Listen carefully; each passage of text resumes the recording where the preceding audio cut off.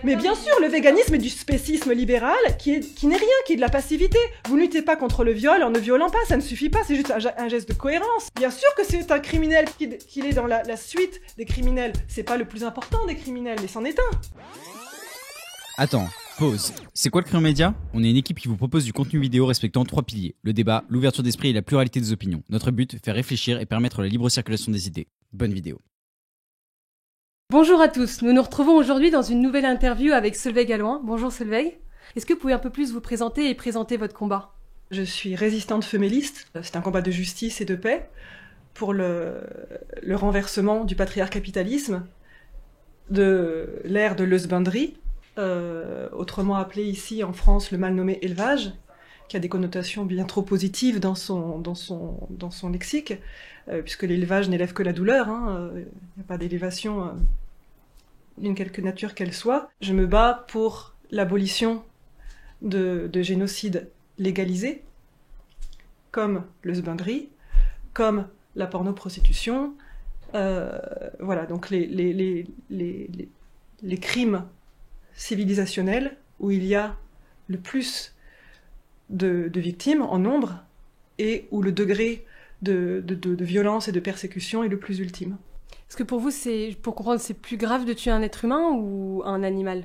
Parce que si vous les mettez sur un même pied... Alors là, votre énoncé caduc n'a aucun sens et extrêmement inquiétant. Je vous rappelle que vous êtes un animal, mademoiselle. Vous avez spécisé les autres animaux en omettant que vous en étiez un et que l'espèce sapiens est un animal. C'est factuel, c'est scientifique. C'est vous qui êtes imbibé d'une idéologie fasciste qui est le suprématisme de l'humanisme, qui pose une espèce parmi d'autres comme étant supérieure selon des critères autodéfinis et qui s'autorise à persécuter des tas de peuples, les autres peuples, à un point ultime de déconsidération absolue et de négation de leur existence, de leur intégrité, au point de les faire naître par milliards dans une industrie méthodique, industrielle, financiarisée, organisée, légitimée, légalisée, financée, moralisée. Tout ça dans un impensé de la violence que ça constitue. Donc, ce type de question qui se veut, qui n'a aucun sens, dénote déjà la gravité d'une mentalité inconsciente d'elle-même. Mais si on suit la logique de la science, il n'y a pas tout un concept de chaîne alimentaire ? Dans ce cas-là... Alors je vous rappelle déjà que la science est un point de vue. Bien sûr. La science n'a pas raison puisqu'elle est un point de vue, donc elle étudie ce qu'elle conscientise. Mais s'il y a des preuves scientifiques, donc pour vous, on n'est pas obligé de s'appuyer dessus, c'est pas forcément... Non mais d'abord, le concept de chaîne alimentaire est faux du début jusqu'à la fin. Nous sommes... Qu'on se serait trompé depuis le départ ? Mais c'est pas depuis le départ, c'est un concept extrêmement récent. Enfin, de quoi vous parlez-vous ? À la préhistoire, les hommes se nourrissaient principalement même de viande, et de viande crue à l'époque. Vous délirez complètement, c'est complètement faux. L'essentiel, non, mais l'essentiel de l'alimentation, c'était la cueillette. Enfin, je veux dire, instruisez-vous avant de dire de telles inepties. Enfin, là, c'est du révisionnisme historique, en plus. Et ça, on l'a vu à travers, c'était quand on avait retrouvé des os de dents, qu'ils étaient tellement puissants, les dents, à l'époque des êtres humains, qu'on en a déduit, la science en a déduit. Je vous laisse avec vos références anthropologiques. Je vous conseille de lire Florence Burga qui a écrit L'humanité carnivore et qui démontre que tout ça est totalement faux. Vous voyez comment l'importance donnée à la zoophagie a été boursouflée par des hommes qui ont un intérêt à ce que ce soit maintenu comme un archaïsme qui vaudrait argument. Voilà, en plus, au niveau historique, voilà, c'est tout à fait revisitable. Et puis de toute façon, là, l'argument de la nécessité ne se pose pas. On vit actuellement, là, il y a des milliers de camps sur la planète Terre, sur toutes les nations, qui, à l'heure où je vous réponds, sont en train d'exercer des viols procréatifs. C'est-à-dire qu'en fait, ce qu'on appelle le husbandry, c'est une industrie du viol où on insémine de façon forcée des individus en situation de séquestration, préalablement modifiés génétiquement, dont on a boosté la prolificité, la capacité à faire plus d'enfants que ce que la nature attribués à leur espèce, et pour les réduire à des êtres de chair qui seront réifiés en matière alimentaire. On a affaire à un génocide industriel inutile qui, par ailleurs, si on se fout de l'éthique et du fait que les autres existent, assassine tout le monde. L'élevage affame le monde, affame également l'espèce sapiens, des millions d'individus qui meurent de faim parce que les terres sont accaparées pour la culture d'OGM qui vont engraisser des esclaves d'engraissement et qui vont affamer des individus de l'espèce sapiens. Et la zoophagie, par ailleurs, est un empoisonnement alimentaire dont on n'a nul besoin pour être en excellente santé. Et nous avons une morphologie de grands singes. Voilà, nous avons les dents planes. Voilà, l'alimentation végétale nous sied parfaitement. La preuve, tous ceux qui le sont en excellente santé. Et juste pour comprendre, parce que vous parlez de camp et de génocide, pour vous, parce que c'est quand même des termes qui sont très forts et qui ont été utilisés surtout pour l'acharnement contre les Juifs pendant la Seconde Guerre mondiale, pour vous, pour comprendre, c'est juste vous le mettez sur un même pied d'égalité, les génocides des Juifs et aujourd'hui l'élevage des animaux? Qu'est-ce qu'un camp? Il y a une définition, un camp. Une ferme est un camp. Oui. Bien. Même les husbands eux-mêmes parlent de camp d'exploitation. Donc voilà, il y a déjà au niveau du lexique camp, il n'y a pas d'usurpation. Voilà. Un blocos d'acier fermé, voilà, c'est un camp. Bon. Ensuite, camp de concentration. Est-ce qu'à l'intérieur, il n'y a pas des individus dans une situation de promiscuité effroyable, concentrés? Donc, une ferme est bien un camp de concentration, au niveau littéral. Oh, au niveau littéral, oui. Si, pour vous, c'est pas encore assez concentrationnaire pour qu'on n'appelle pas ça concentration, c'est vous qui avez un grave problème, et prenez leur place 5 minutes, vous hurlerez de souffrance. Donc, ensuite, quelle était la question? C'était, est-ce que vous mettez, du coup, sur le même pied d'égalité l'élevage des animaux et les génocides qu'ont vécu, par exemple, les Juifs ou les Tziganes ou beaucoup d'autres... Mais encore une fois, vous continuez... Non, mais vous continuez dans une conceptualisation effroyable. Nous sommes des animaux. Donc, du coup, quelle est cette scission de considération entre l'animal d'une espèce qui est le sapiens et les autres animaux? C'est-à-dire qu'en fait, l'animalisme, le spécisme, justement, revoit ça en disant, mais pour quelle raison attribuer une considération éthique supérieure à une espèce plutôt qu'à une autre? Ce que je veux dire, c'est que, en plus d'un point de vue historique, encore une fois, Himmler était éleveur, tous les camps, mais là c'est des faits historiques, il n'y a pas de raison de crier au scandale, que ce soit Treblinka, Dachau, Auschwitz, etc., l'architecture des camps d'extermination humains, fondés sur une idéologie effroyable qu'est le nazisme, sont la façon méthodique dont ils ont mis en place la mise à mort pour la rendre plus massive, a été calquée sur les abattoirs. Donc en fait, on se bat éternellement contre l'inversion dans l'indignation, et puis c'est pas du tout les cochons qu'on compare aux personnes juives, quand bien même moi j'ai aucun problème à être comparé à une truie ou une vache, il n'y a pas de péjoration puisque la vache existe, la truie existe. Je n'intériorise pas une péjoration faite par l'animalité, ça c'est l'oppresseur qui l'a fait. Mais la comparaison se fait sur un système oppressif au nom d'une idéologie qui se permet d'exercer un génocide industriel. Vous êtes d'accord que ce qui est souhaitable, c'est l'éthique et la justice? Bien sûr, l'éthique et la justice, tout à fait. Voilà, donc en fait, vous êtes imbibé d'une idéologie fallacieuse et vous la validez, vous l'auto-validez. Parce qu'on vit tous dans cette même idéologie depuis des années, depuis des centaines d'années. Ben oui, je vous rappelle qu'il y a des oppressions systémiques qui ont duré 4 siècles, dont maintenant il est facile de s'indigner a posteriori. Et il y avait des résistants qui disaient non, mais c'est pas parce qu'on a la peau sombre qu'on doit être esclavagisé, qu'on est inférieur. Voilà, ça c'est sûr, ça c'est sûr. Que les bébés ne souffraient pas. On en est au même stade. C'est-à-dire qu'en fait, c'est une prise de conscience mondiale et ça ne s'arrêtera plus jamais. La lutte animaliste, c'est pas possible, en fait. C'est la conscientisation d'une oppression systémique effroyable et qui est déjà très, très, très avancée dans son niveau de violence. Mais malgré la répression, malgré le fait qu'on nous mette en prison, qu'on nous tue, qu'on nous silencie, qu'on nous censure, qu'on nous calomnie, qu'on nous discrédite, quand je dis nous, là, c'est la résistance, ça ne s'arrêtera pas. La question, nous, qui nous tient à cœur, c'est qu'il faut l'abolir le plus vite possible.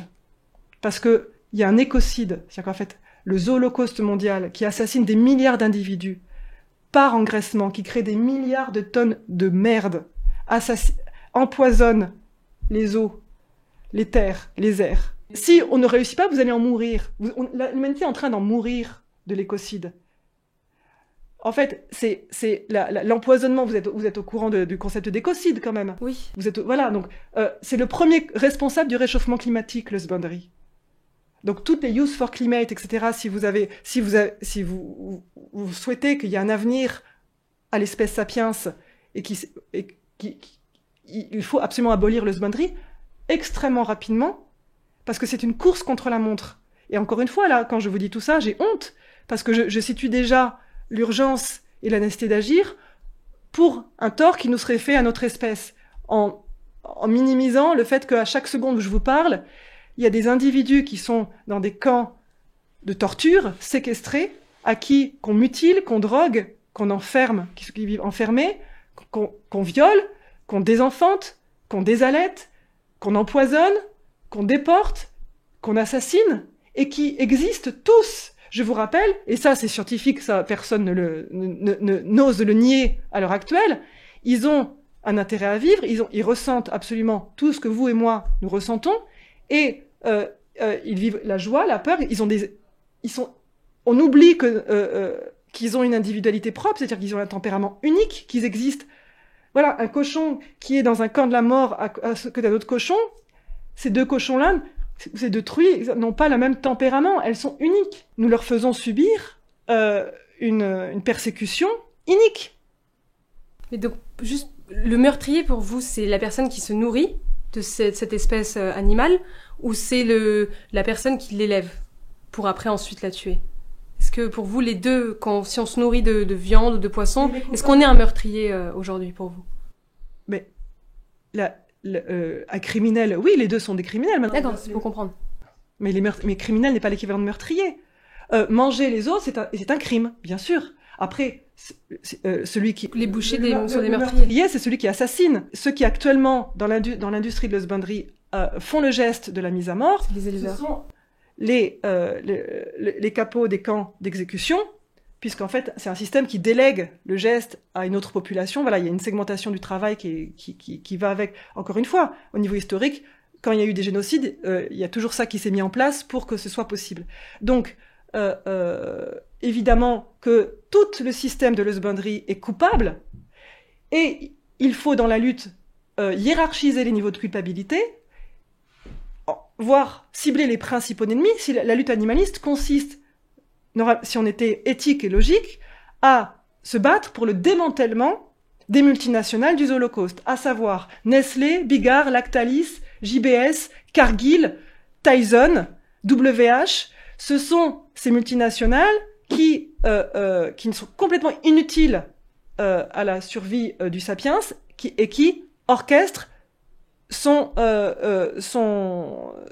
empoisonnement collectif, et ce sont eux les grands criminels qui doivent être jugés. Voilà, il faut un tribunal de Nuremberg pour les PDG de ces entreprises génocidaires légalisées, qui sont, voilà, les gouvernements passent, mais les multinationales restent. Donc, la cible, enfin, les grands criminels, ce sont eux. Ensuite, dans toute cette chaîne de culpabilité, il y a d'autres rouages criminels, etc., qu'il faut combattre, dont les husbands, ceux que vous autrement appelez éleveurs, ceux dont le geste, la routine, l'activité journalière, c'est la torture. Voilà. Et également donc les bouchers, c'est-à-dire ceux qui commercialisent, qui découpent les corps d'individus en morceaux et qui s'enrichissent d'un charnier morcelé. Donc ce sont les proxénètes de la viande. Après, il y a des éleveurs qui disent également les zoophages, c'est-à-dire qu'en fait, évidemment, chaque personne qui mange autrui est coupable. Mais le problème actuel, c'est qu'en fait, la responsabilité est mise sur le criminel le moins principal, c'est-à-dire le zoophage. C'est pour ça qu'actuellement, la lutte mondiale prend, hélas, moi je le regrette, le visage de la posture végane, comme on dit. Mais le véganisme surresponsabilise la valeur d'assassinat en omettant le fait qu'il y a une propagande qui forge l'acte zoophage. Sans cette propagande-là, il n'y a pas d'acte zoophage. 1846, premier abattoir de Chicago, c'est là qu'arrive de façon concomitante la publicité pour la viande. Elle n'existait pas avant, parce qu'il faut écouler les stocks des corps réifiés qui deviennent plus importants qu'avant cette phase d'industrialisation qui rend la chose encore plus massive.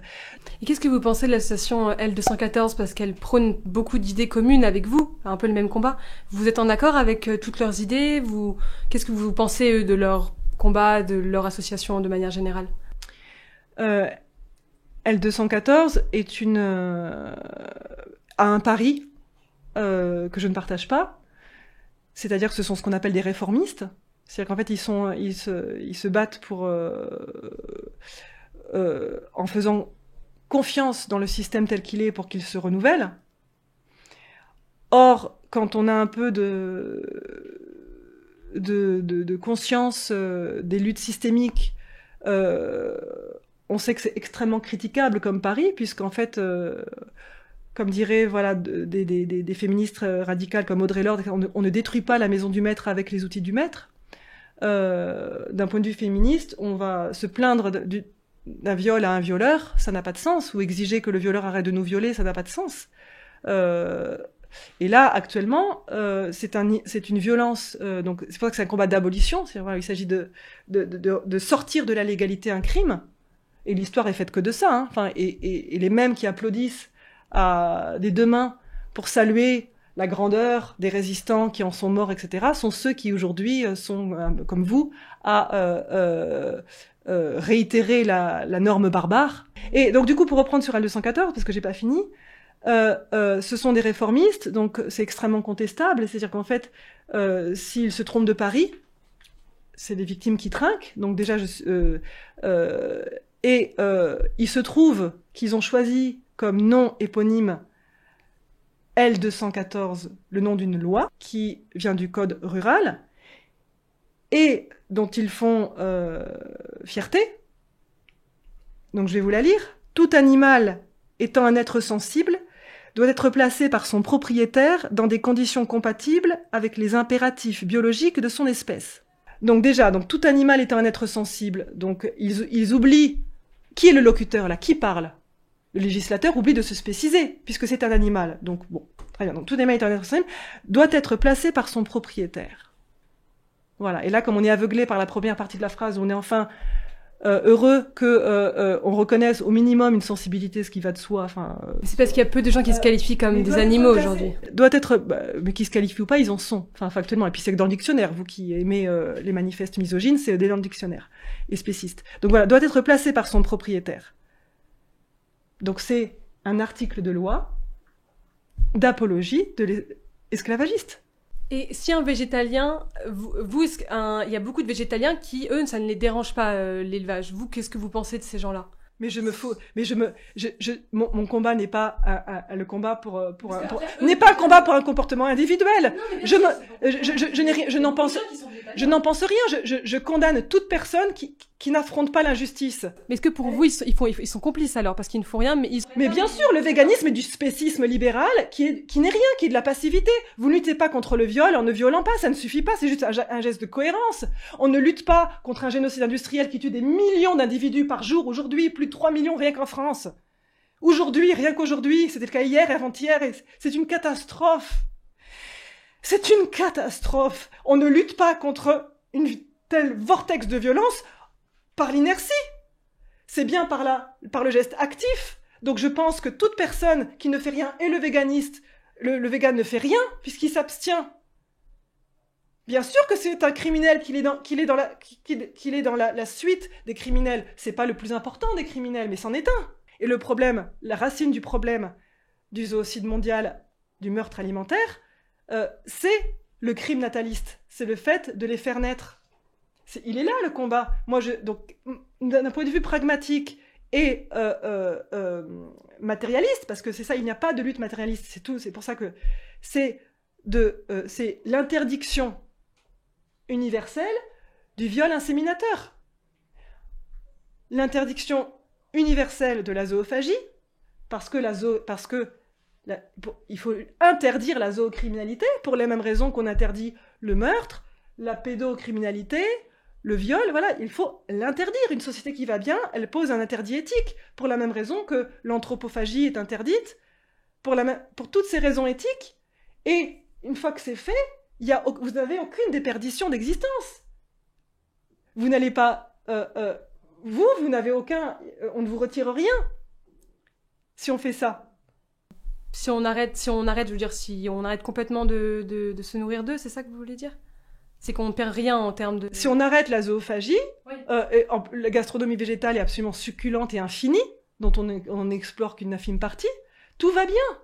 Bah, le corps, il y a beaucoup de gens qui ont besoin de prendre des comprimés parce qu'il y a beaucoup d'éléments importants, que ce soit dans la viande, le poulet, le poisson. On peut même plus parler de complémentation dans le cas du véganisme, parce que c'est carrément un remplacement, dans le sens la vitamine B12 n'existe pas dans le régime vegan. Qui c'est qui consomme le plus de vitamine B12 dans le monde? Mais ça, c'est un argument qui est faux. Bon, attendez, excusez-moi, mais mademoiselle, la viande, le poulet, le poisson. Le poulet et le poisson, c'est la viande aussi, hein, donc je ne sais pas ce que vous énumérez. Voilà, c'est donc les animaux dans les camps subissent des piqûres d'hormones, et quand vous les mangez, c'est ça que vous ingurgitez. Donc là, donc tout ce que il y a pas besoin de prendre aucune pilule de Big Pharma qui empoisonne les peuples pour être en excellente santé. Le végétalisme est absolument une alimentation idéale pour une bonne santé. À l'inverse, c'est la zoophagie qui crée des maladies. L'ingestion d'une chair en putréfaction n'a aucun bénéfice pour le corps. Les végétaux sont blindés de protéines. Par contre, dans la propagande qui accourt, il y a les lobbyistes de la viande comme Interbev, etc., ont des noms d'emprunt qui s'appellent protéines pour faire croire que certains nutriments ne sont que dans le corps des martyrs. Donc tout ça, voilà, il y a une propagande gigantesque et qui est, on ne n'est pas spéciste, on le devient, qui est dans les livres d'école. Hein. Donc voilà, il faut les lobbyistes du génocide sont dans les écoles et luttent contre, voilà, pour qu'il y ait pour que la contre-information qui dénonce leur propagande ne s'exerce pas. Donc, si vous voulez, c'est un système qui a son organisation propagandiste extrêmement puissante à tous les niveaux, que ce soit dans les mensonges scientifiques, que ce soit dans ce qu'on appelle la publicité et l'imagerie bucolique, où voilà, on voit l'image d'une vache dans un pré quand on achète un fromage alors qu'elle n'a jamais vu l'ombre d'un brin d'herbe, la vache, voilà, etc., etc. Donc en fait...